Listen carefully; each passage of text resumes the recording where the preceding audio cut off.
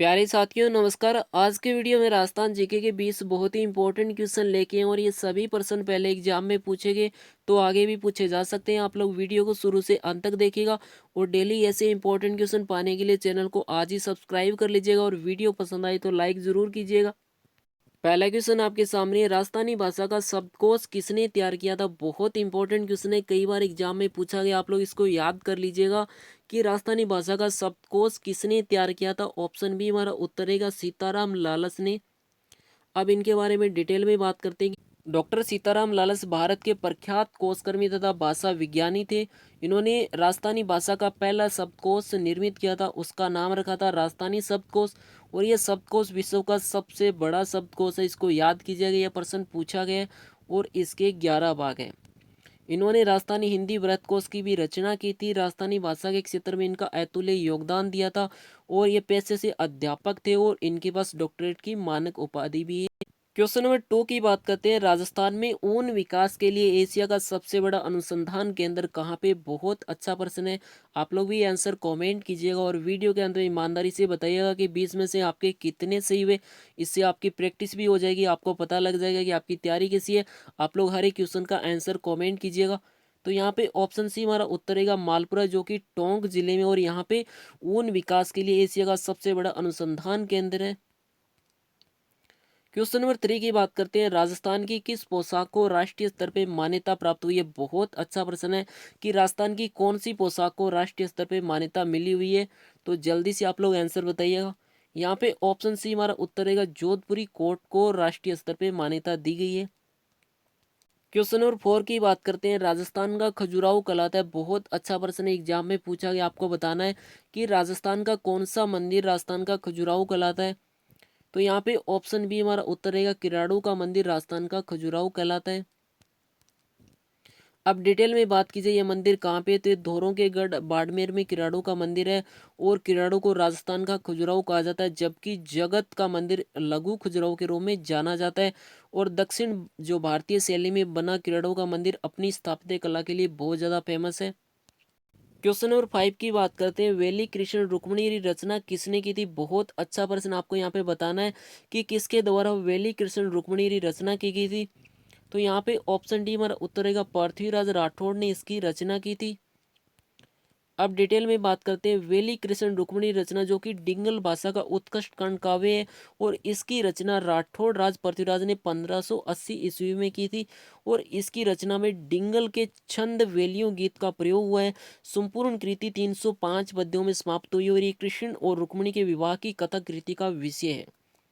Question number 6 की बात करते हैं, इंदिरा गांधी नहर परियोजना का लाभ मुख्य रूप से राज्य के किन जिलों को होता है। आपको बताना है कि राजस्थान के अंदर इंदिरा गांधी नहर परियोजना का लाभ कौन से जिले को मिलता है।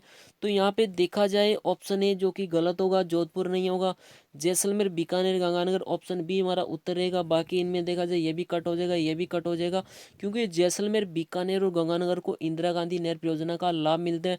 तो ऑप्शन बी हमारा उत्तर रहेगा। इसके बारे में अगर कुछ इंपॉर्टेंट क्वेश्चन बनते हैं तो वो है, कुंवर सेन इंदिरा गांधी नहर के योजनाकार थे और ये राजस्थान के बीकानेर जिले से थे। कुंवर सेन को प्रशासनिक सेवा के क्षेत्र में 1956 में पद्म भूषण से सम्मानित किया गया था।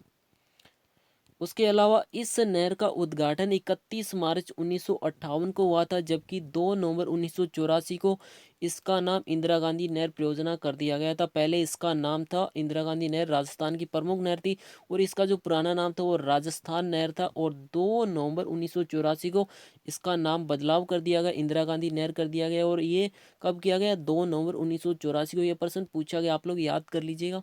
8 की बात करते हैं, राज्य में सफेद सीमेंट का उत्पादन कहाँ पे होता है। बहुत अच्छा प्रश्न, आपको बताना है कि राजस्थान के अंदर सफेद सीमेंट का उत्पादन कहाँ पे होता है, कौन से स्थान पे होता है। तो यहाँ पे देखा जाए तो ऑप्शन बी हमारा उत्तर रहेगा गोटन गोटन, जो कि नागौर जिले में आता है। डिटेल में बात करते हैं, राजस्थान का प्रथम सफेद सीमेंट का कारखाना वर्ष 1984 नागौर के गोटन नामक स्थान पे जेके बिरला व्हाइट सीमेंट कंपनी के द्वारा लगाया गया। कंपनी का नाम भी आप लोग याद कर लीजिएगा, कब लगाया गया, 1984 में नागौर के गोटन नामक स्थान पे। ठीक है, राजस्थान का सबसे बड़ा सफेद सीमेंट का कारखाना जोधपुर जिले की खारिया खंगार नामक स्थान पे स्थित है। और उसके अलावा जिसकी स्थापना 1988 में इसी कंपनी के द्वारा जेके बिरला व्हाइट सीमेंट कंपनी के द्वारा की गई। ठीक है, तो ये 1984 में और ये 1988 में। ठीक है, विश्व में सर्वाधिक सीमेंट का उत्पादन चीन से होता है और चीन के बाद दूसरे स्थान पे सीमेंट का उत्पादन जो कि भारत का, यानी भारत का सेकंड रैंक है सीमेंट उत्पादन में। और भारत में सर्वाधिक सीमेंट का उत्पादन राजस्थान में होता है। और राजस्थान में सर्वाधिक कहाँ पे होता है, तो चित्तौड़गढ़ और सिरोही। हमने बात की सीमेंट की। अगर पूछा जाए सफेद सीमेंट का, तो आप देख सकते हैं कि जो सबसे ज़्यादा होता है जोधपुर के खारिया खंगार नामक स्थान पे। ठीक है, क्वेश्चन नंबर 9 की बात करते हैं। सवाई जैसियों द्वारा बनवाई गई 5 वेधशालाओं में कौन सी इसमें से नहीं है। ठीक है, आपको पता है कि सवाई जैसियों द्वारा जो 5 वेधशालाएं बनाई गई बहुत फेमस है। और ये आपको बार बार ऑप्शन दे के पूछा जाता है, तो आप लोग भी जो है इस चीज़ को रट लीजिएगा। ठीक है, तो इनमें से कौन सी नहीं है, तो देखा जाए तो काशी है, उज्जैन भी है, मथुरा भी है, अजमेर नहीं है। तो ऑप्शन डी हमारा उत्तर हो जाएगा, जो कि इन वेधशालाओं में नहीं है।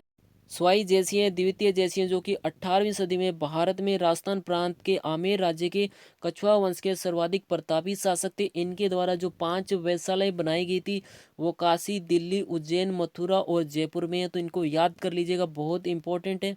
क्वेश्चन नंबर 10 की बात करते हैं। राज्य में वस्त्र नगरी के रूप में विख्यात है। आपको बताना है कि राजस्थान के अंदर कौन सा जिला वस्त्र नगरी के रूप में जाना जाता है, भीलवाड़ा, पाली, उदयपुर या जयपुर। तो यहाँ पे ऑप्शन ए हमारा उत्तर रहेगा भीलवाड़ा, जो कि वस्त्र नगरी के रूप में जाना जाता है। तो इसको याद कर लीजिए आप लोग। क्वेश्चन नंबर 11 की बात करते हैं। सोम कमला अंबा सिंचाई परियोजना किस जिले की है? बहुत इंपॉर्टेंट क्वेश्चन है, जल्दी से आप लोग आंसर दीजिएगा। और वीडियो के अंत में आप सभी से एक इंपॉर्टेंट क्वेश्चन पूछा जाएगा, उसका भी आप लोग आंसर दीजिएगा। हो सकता है कि आप में से कुछ बच्चे लकी विनर चुने जा सकते हैं, आपको प्राइज भी मिलने की संभावना रहती है। तो आप लोग हर एक क्वेश्चन का आंसर कॉमेंट कीजिएगा और चैनल को आज ही सब्सक्राइब करके बेल आइकन को दबा लीजिएगा। पूरा राजस्थान जी के हर एक इंपॉर्टेंट क्वेश्चन आपको यहाँ पे मिलेगा, तो आज ही सब्सक्राइब कर लीजिए। यहाँ पे ऑप्शन भी हमारा उत्तर रहेगा, जो कि सोम कमला अंबा, जो कि डूंगरपुर जिले से जुड़ी हुई है। क्वेश्चन नंबर 12 की बात करते हैं। राजस्थान में गोंद के लिए प्रसिद्ध स्थान आपको बताना है। राजस्थान के अंदर गोंद के लिए सबसे फेमस स्थान कौन सा है? तो यहाँ पे ऑप्शन ए हमारा उत्तर रहेगा चौहाटन, जो कि गोंद के लिए सबसे फेमस स्थान है। अगर पूछा जाए कि ये कौन से जिले में आता है, तो ये बाड़मेर जिले में आता है।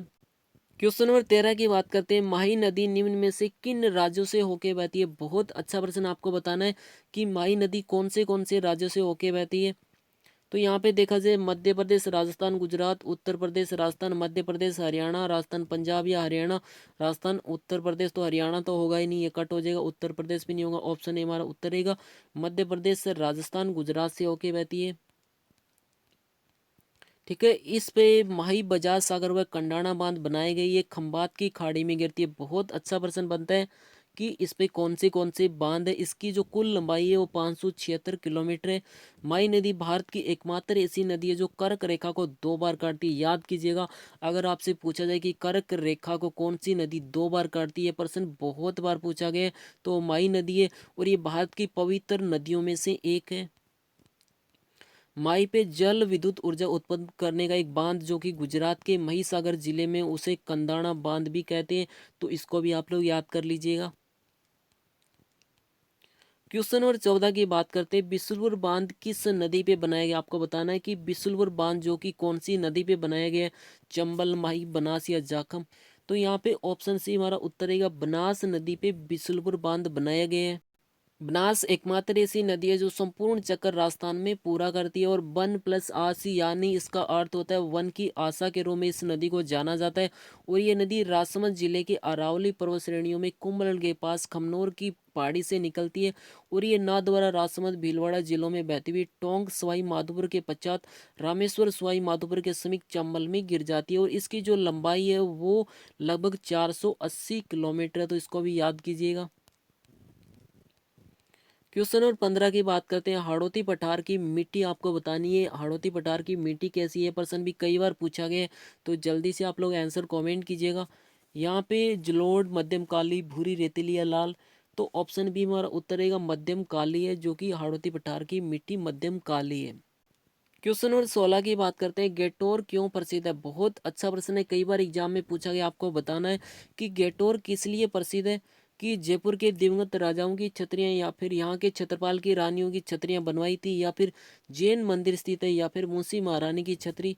तो यहाँ पे ऑप्शन ए हमारा उत्तर रहेगा, जयपुर के दिवंगत राजाओं की यहाँ पे छतरियां हैं। क्वेश्चन नंबर 17 की बात करते हैं, दादू पंथ का अधिकांश साहित्य कौन सी बोली में लिपिबद्ध है? आपको बताना है कि दादू पंथ का जो अधिकांश साहित्य है वो कौन सी बोली में है। तो यहाँ पे बागड़ी, मेवाती, मारवाड़ी या ढूंढाड़ी। तो यहाँ पे देखा जाए तो ऑप्शन डी हमारा उत्तर रहेगा। आप लोग भी आंसर कमेंट कीजिएगा। क्वेश्चन नंबर 18 की बात की जाए, मृदा अपरदन में सर्वाधिक सहायक नदी आपको बतानी है। ये क्वेश्चन बहुत बार रिपीट हो चुका है। आपको बताना है कि मृदा अपरदन में सबसे ज़्यादा सहायक नदी कौन सी है, बनास, चंबल, लूनी या बाणगंगा। तो यहाँ पे ऑप्शन बी हमारा उत्तर रहेगा, चंबल नदी। क्वेश्चन नंबर 19 की बात कीजिए, मारवाड़ी शैली का साहित्यिक रूप आपको बताना है। मारवाड़ी शैली का साहित्यिक रूप है, ठीक है, अपभ्रंश या डिंगल, हिंदी या पिंगल। तो यहाँ पे ऑप्शन बी हमारा उत्तर रहेगा, डिंगल। ठीक है, राजस्थान की चारण कवियों ने अपने गीतों के लिए जिस साहित्यिक शैली का प्रयोग किया था उसे डिंगल कहा जाता है। अगर आपसे पूछा जाए कि डिंगल किसे कहा जाता है, तो इसको भी आप लोग याद कर लीजिएगा, कई बार पूछा भी गया है। क्वेश्चन नंबर 20 की बात की जाए, डूंगरपुर और उदयपुर के मध्य तथा दक्षिणी भाग में पाई जाने वाली मिट्टी कौन सी है? डूंगरपुर और उदयपुर के बीच में या दक्षिण भाग में जो मिट्टी पाई जाती है वो मिट्टी कौन सी है? बहुत अच्छा प्रश्न है। ये प्रश्न भी कई बार पूछा गया है कि मध्यम काली है, लाल काली है, भूरी रेतीली कछारी या लाल पीली। तो यहाँ पे ऑप्शन डी हमारा उत्तर रहेगा, लाल पीली मिट्टी यहाँ पे पाई जाती है। अब बात करते हैं वीडियो के अंत में आप सभी से एक इंपॉर्टेंट क्वेश्चन पूछा जा रहा है, इसका आप लोग आंसर जरूर दीजिएगा। हो सकता है कि आप में से कुछ बच्चे लकी विनर चुने जा सकते हैं, आपको प्राइज भी मिलने की संभावना रहती है। तो आप लोग हर एक क्वेश्चन का आंसर कमेंट कीजिएगा। अगर आपको आंसर नहीं पता तो भी ट्राई कीजिएगा, क्योंकि कोशिश करने वालों की कभी हार नहीं होती। राजस्थान के सर्वाधिक क्षेत्र में पाई जाने वाली मिट्टी कौन सी है? राजस्थान की सबसे ज़्यादा क्षेत्र में कौन सी मिट्टी पाई जाती है? भूरी, लाल, रेतीली या काली? आप लोग इस क्वेश्चन का आंसर कमेंट कीजिएगा। अब बात करते हैं आपको वीडियो कैसा लगा। अगर अच्छा लगा हो तो लाइक कर देना।